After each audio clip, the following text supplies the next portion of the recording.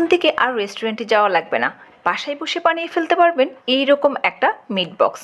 যারা আমার মতো এরকম মিট বক্স খেতে পছন্দ করেন তারা চাইলে আমার এই মিট বক্স রেসিপিটা ফলো করতে পারেন। প্রথমে দুইটা আলুকে আমি পিল করে নিয়েছি, এরপর ছোট ছোট কিউব করে কেটে নেব। ফুটন্ত গরম পানিতে আলুগুলোকে ছেড়ে দিলাম, সাথে 1 চামচ লবণ অ্যাড করে আলুগুলোকে 10 মিনিটের জন্য বয়ল করে নেব।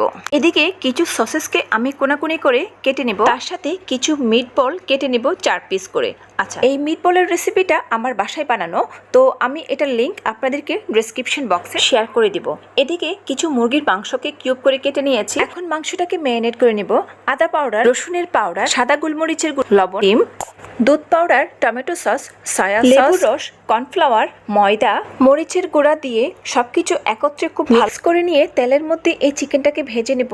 এরপর চিকেন মাখানো গ্রেভির মধ্যে আলু সিদ্ধ, সসেস, মিট বল দিয়ে মাখিয়ে নিয়ে এগুলোকেও তেলের মধ্যে লাল করে ভেজে তুলে নেব। এখন একটা স্পেশাল সস বানিয়ে নেব।